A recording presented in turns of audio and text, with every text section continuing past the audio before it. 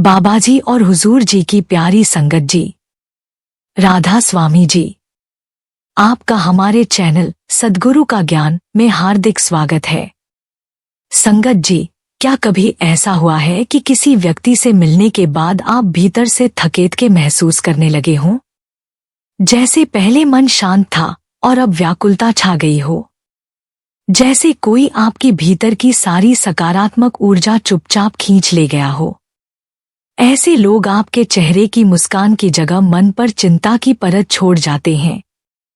आपको समझ नहीं आता कि क्यों, लेकिन मन भारी हो जाता है, विचार उलझ जाते हैं।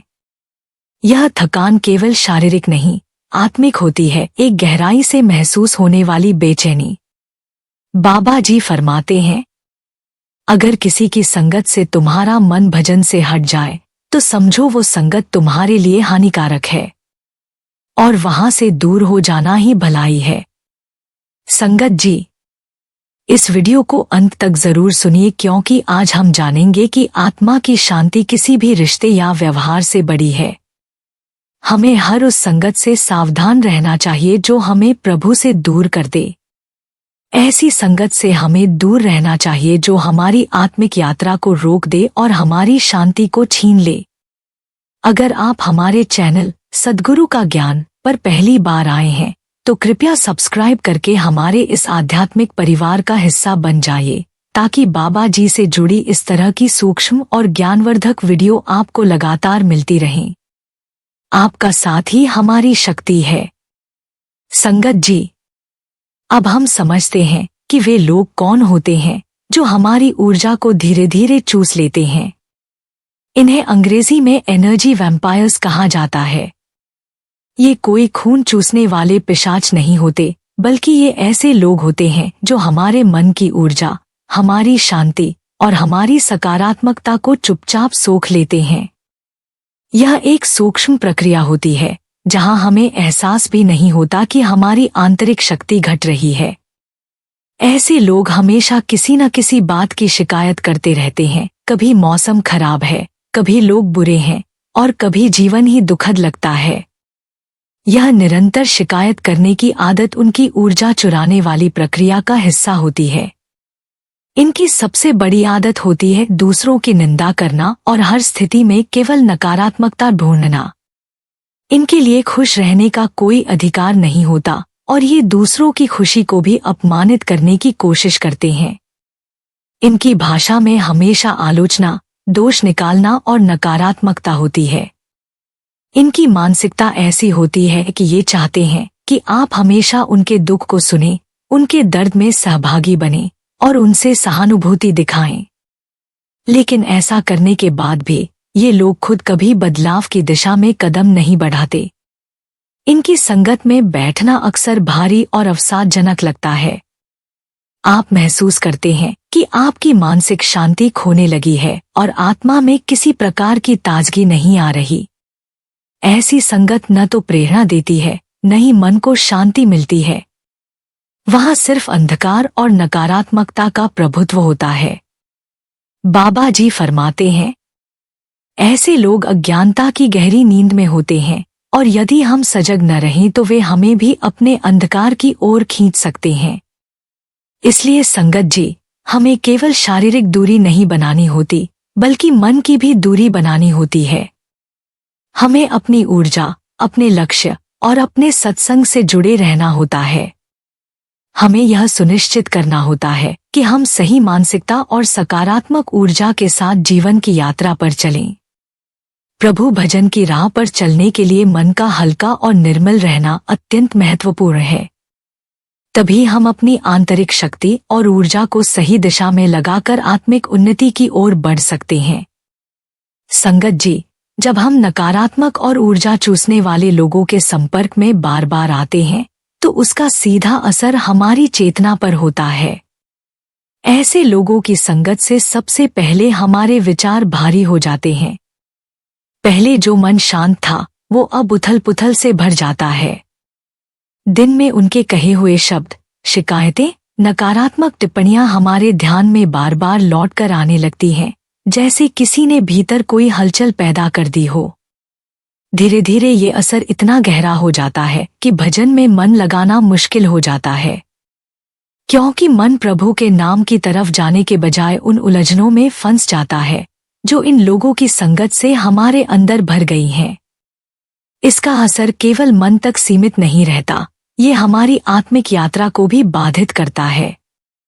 जहां हमारी चेतना धीरे धीरे प्रभु की ओर उन्नत हो रही होती है, वहां यह नकारात्मकता उसे नीचे खींच लेती है।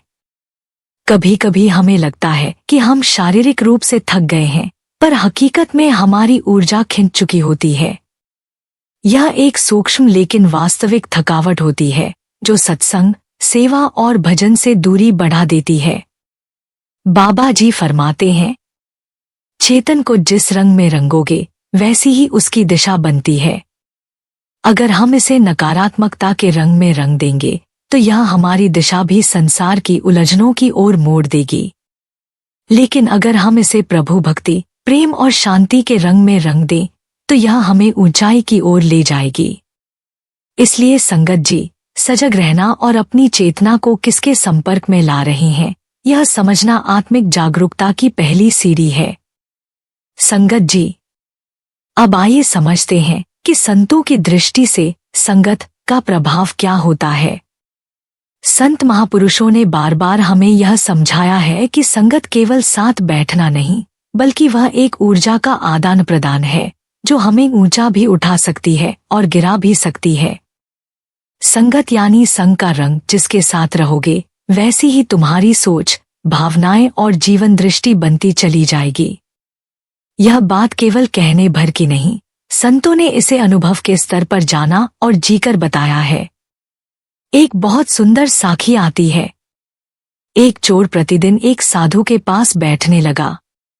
साधु ने कभी उसे कुछ उपदेश नहीं दिया, कोई प्रवचन नहीं किया, सिर्फ मौन और शांत उपस्थिति में बैठे रहे।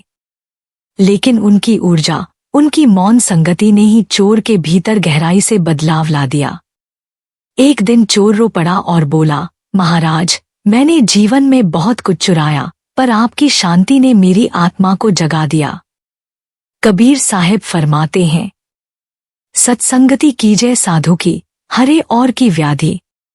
अर्थात एक सच्चे साधु की संगत न केवल हमारे मन की अशांति और विकारों को हर लेती है, बल्कि आसपास की नकारात्मकता को भी मिटा देती है। ऐसी संगति हमारे भीतर के अंधकार को हटाकर एक नया प्रकाश भरती है। इसके विपरीत गलत संगत या नकारात्मक लोगों की संगति हमारे मन को नीचे गिरा देती है। उनका संग धीरे धीरे हमारे विचारों को विषाक्त करता है और हम अपने मार्ग से भटकने लगते हैं। हमारी आत्मिक यात्रा में ठहराव आ जाता है, क्योंकि अब मन सिमरन में नहीं, सांसारिक उलझनों में रमने लगता है। इसलिए संगत जी, संत हमें यही समझाते हैं कि हम सजग होकर चुनें कि किसकी संगत कर रहे हैं। प्रभु से जुड़ना है तो संतों की संगत से ही रास्ता खुलेगा। संगत जी, अब आइए जानते हैं कि ऐसे ऊर्जा चूसने वाले लोगों से बचाव कैसे किया जाए, ताकि हमारी चेतना की रक्षा हो सके और आत्मिक मार्ग पर हम स्थिरता से आगे बढ़ सकें। संगत जी, करुणा और मूर्खता में बड़ा अंतर है। हमें करुणावान बनना है, लेकिन मूर्ख नहीं। सजगता के साथ करुणा दिखाना ही असली आत्मिक समझ है। कई बार हम यह सोचकर कि हमें सबका भला करना चाहिए, ऐसे लोगों को बार बार अपने जीवन में आने देते हैं जो हमें ही अंदर से खोखला कर देते हैं। इसलिए सबसे पहले सीमाएं बनाना सीखना जरूरी है। हर किसी को अपने जीवन, मन और समय में प्रवेश देना आवश्यक नहीं। जैसे हम अपने घर का दरवाजा सबके लिए नहीं खोलते, वैसे ही अपने मन और चेतना के द्वार भी सोच समझकर खोलें। दूसरा, हर किसी को खुश रखने की आदत छोड़नी होगी। जब हम सबको प्लीज करने की कोशिश करते हैं तो अक्सर अपने आप को दुखी कर बैठते हैं। अपने स्वाभिमान और मानसिक शांति के साथ समझौता करने की कोई जरूरत नहीं। तीसरा उपाय है मेंटल डिटैचमेंट। मतलब ये कि हम किसी की मदद तो कर सकते हैं, लेकिन उसके दर्द को अपनी आत्मा पर लाद लेना ठीक नहीं। जैसे कोई डॉक्टर इलाज करते समय खुद बीमार नहीं बनता, वैसे ही हमें भी भावनात्मक रूप से स्वतंत्र रहकर मदद करनी चाहिए। चौथा, ना कहने की ताकत अपने भीतर विकसित करें। अगर कोई बार बार आपकी ऊर्जा को गिराता है, निराशा फैलाता है, तो प्रेमपूर्वक लेकिन स्पष्ट रूप से कहें, मैं इसमें सहभागी नहीं बन सकता। ये आत्मसंरक्षण है, अभिमान नहीं। और अंत में अपनी ऊर्जा की रक्षा करें जैसे कोई धन की करता है। संगत जी, हमारी ऊर्जा, हमारा मन, हमारी चेतना, यह सब एक आध्यात्मिक खजाना है। जैसे हम पैसों की चोरी से डरते हैं, वैसे ही हमें नकारात्मकता से अपनी ऊर्जा की चोरी से भी बचना चाहिए। बाबा जी कहते हैं, अपने मन को प्रभु के नाम में लगाओ और उसे संसार की उलझनों से जितना हो सके बचाओ। यही असली सेवा है अपने आप की। इसलिए संगत जी, करुणा से भरपूर रहें, लेकिन सजगता और विवेक के साथ। यही संतों की सीख है और यही आत्मिक यात्रा की सुरक्षा भी। संगत जी, अब आइए समझते हैं कि हम अपने भीतर ऊर्जा कैसे भर सकते हैं, ताकि जब संसार की ठोकरें और लोगों की नकारात्मकता हमें झकझोरे, तब भी हम स्थिर और संतुलित बने रहें। जब हम स्वयं अंदर से पूर्ण होते हैं, तभी हम दूसरों की सहायता कर सकते हैं। अगर हम भीतर से ही सूख जाएं, तो किसी और को क्या देंगे। यह संतों की सीधी और गहरी सीख है। पहले अपने आप को भरिए, तभी सेवा सच्ची और स्थायी होगी। सबसे पहला और प्रभावशाली उपाय है अमृतवेला में सुमिरन। सुबह का समय, जब सारा संसार शांति में होता है, वह घड़ी आपके और प्रभु के बीच का सीधा संवाद बन सकती है। बाबा जी बार बार कहते हैं कि अमृतवेला में किया गया नाम जब दिन भर की ऊर्जा का स्रोत बनता है। यह आपके मन को शुद्ध करता है और चेतना को ऊंचाई देता है। दूसरा उपाय है ध्यान और मौन का अभ्यास। हर दिन कुछ समय मौन में बैठें। बाहर की आवाजों से हटकर अपने भीतर उतरें। यहीं पर वह अनंत ऊर्जा है जो कभी समाप्त नहीं होती।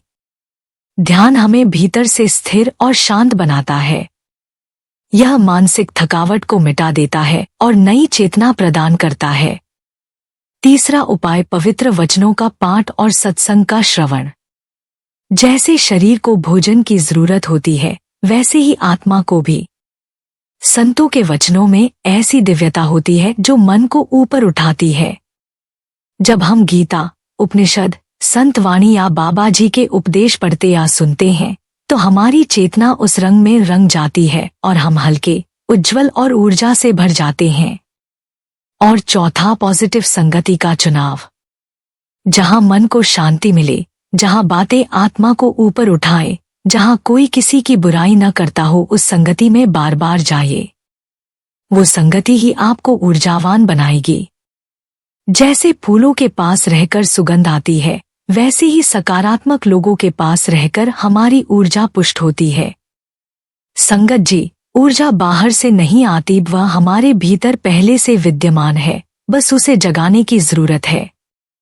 बाबा जी फरमाते हैं, अगर तू अपने अंदर के मालिक से जुड़ गया तो तू सारा संसार संभाल सकता है, लेकिन अगर तू खुद से ही कटा हुआ है तो बाहर का संसार तुझे तोड़ देगा। तो आइए पहले खुद को जोड़े, भरें, सजग करें, फिर सेवा करें, प्रेम करें और इस संसार में प्रभु का प्रकाश बनकर चलें। संगत जी, आपकी ऊर्जा अनमोल है। यह कोई मामूली चीज नहीं, बल्कि आपकी आत्मिक पूंजी है, इसलिए इसे हर किसी के हवाले न कीजिए।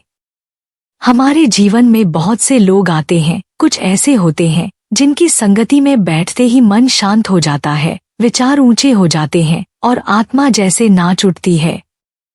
यह वही संगति है जहां आपको रहना चाहिए, जहां वचन ऊंचा हो, विचार पवित्र हों और माहौल प्रेममय हो। लेकिन कुछ लोग ऐसे भी होते हैं जिनकी उपस्थिति से मन अशांत हो उठता है, भले ही उन्होंने कुछ स्पष्ट न कहा हो, लेकिन उनका वाइब, उनकी ऊर्जा और उनके बोलने का ढंग आपको भारी कर देता है। ऐसे स्थानों और व्यक्तियों से विनम्रतापूर्वक दूरी बनाना ही आत्मसंरक्षण है। बाबा जी भी यही समझाते हैं, जहां मन भजन से हटे वहां दूरी बना लो, वो तुम्हारे लिए हानिकारक है। क्योंकि संगत का असर गहरा होता है। संग बदलो तो रंग बदल जाएगा। आप जिस रंग में बार बार रहते हैं वही रंग आपकी चेतना में उतरता है, इसलिए अपने संग का चुनाव बेहद सोच समझकर कीजिए। संगत जी, अब अंत में एक सवाल आपसे। क्या आपने कभी ऐसा अनुभव किया है जब किसी की संगति के बाद आपकी ऊर्जा जैसे सूख गई हो? क्या कभी कोई ऐसा व्यक्ति मिला है जिसने आपकी अंदर की शांति को चुरा लिया हो? अगर हाँ, तो नीचे कमेंट करके हमें जरूर बताइए। और अगर इस वीडियो ने आपके मन में कोई बात जगाई हो तो इसे लाइक करना न भूलें। इस संदेश को किसी अपने के साथ जरूर शेयर करें, हो सकता है वो भी किसी ऐसी स्थिति से गुजर रहा हो और उसे मदद मिल जाए। और संगत जी, अगर आपने अभी तक हमारे चैनल सद्गुरु का ज्ञान को सब्सक्राइब नहीं किया है तो अभी कर लीजिए, ताकि ऐसे ही सत्संगपूर्ण, आत्मिक और ऊर्जा से भरे वीडियो आप तक नियमित पहुंचते रहें। आपका साथ ही हमारी सबसे बड़ी शक्ति है।